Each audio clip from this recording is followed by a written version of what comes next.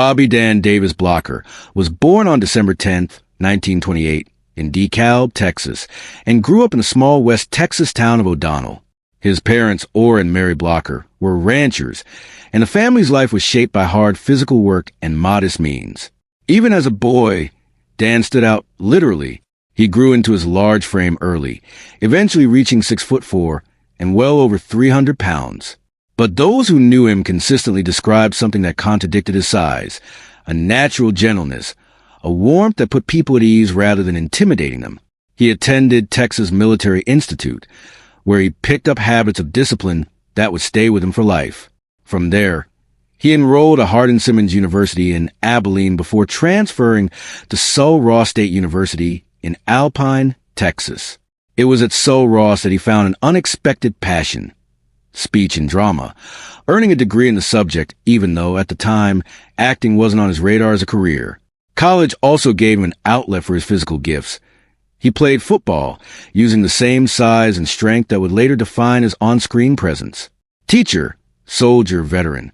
After graduating, Blocker didn't head for Hollywood. He became a teacher. He taught high school and coached football, first in Sonora, Texas, and later in Carlsbad, New Mexico.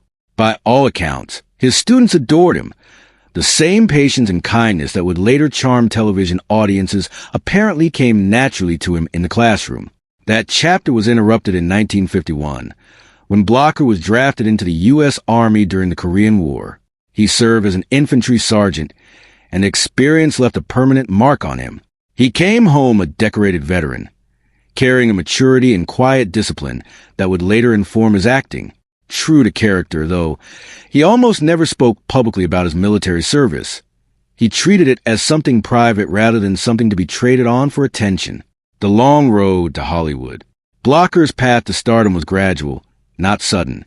After the war, he returned briefly to teaching, but he and his wife, Dalphia Lee Parker, whom he'd met in college, eventually made the move to Los Angeles.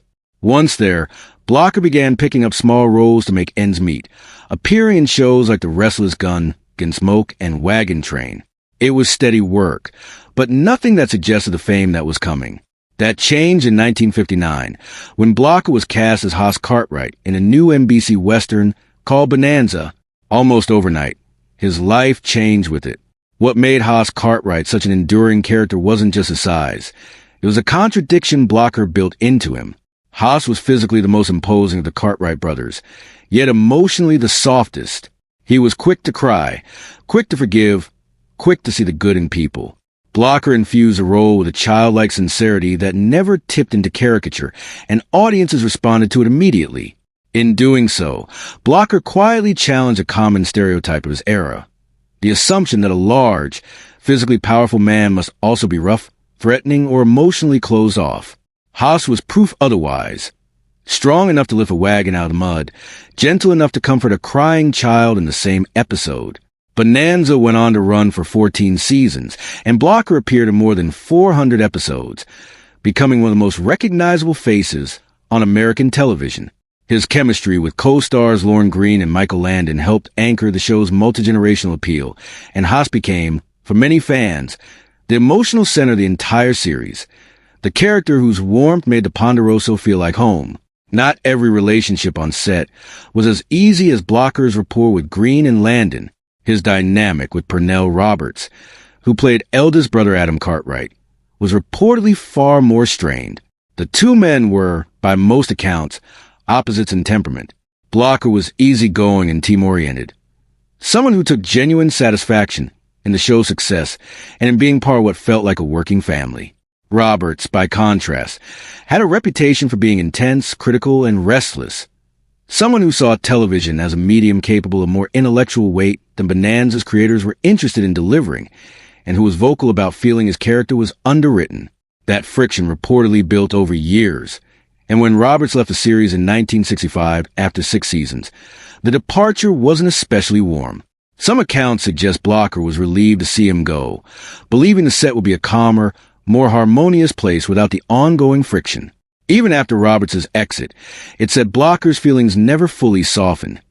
He reportedly described Roberts at one point as the one person in his career he genuinely disliked. It's worth noting this comes largely from secondhand reports rather than either man's own public statements, so it should be read as widely repeated industry lore rather than confirmed fact. Still, it stands out precisely because it was so uncharacteristic. Blocker was, by nearly every other account, one of the most well-liked people in the business. Away from the cameras, Blocker was a devoted family man. He and Dolphia raised 4 children, sons David and Dirk, and daughters Deborah Lee and Dana. Success never seemed to pull him away from his roots. He frequently returned to his Texas ranch, staying connected to the rural life he'd grown up in. His son Dirk would later follow him into acting, becoming known to a new generation of viewers as Detective Hitchcock on Brooklyn Nine-Nine. Dan Blocker's story ends far too early. He died on May 13, 1972, at just 43 years old, following complications from gallbladder surgery. The loss stunned fans and reshaped the final chapter of Bonanza itself. Rather than recast the role, the show's producers chose to write Haas out by having the character die off-screen, a rare and telling decision, reflecting how inseparable Blocker had become from the part he played. The show struggled to find its footing without him, and was canceled the following year, bringing a 14-year era of television to a close. More than 50 years later, Dan Blocker is remembered less for any industry rivalry and more for what he represented on screen. Proof that strength and gentleness aren't opposites, that a big man could be the softest heart in the room. Cartwright endures as one of television's most beloved characters largely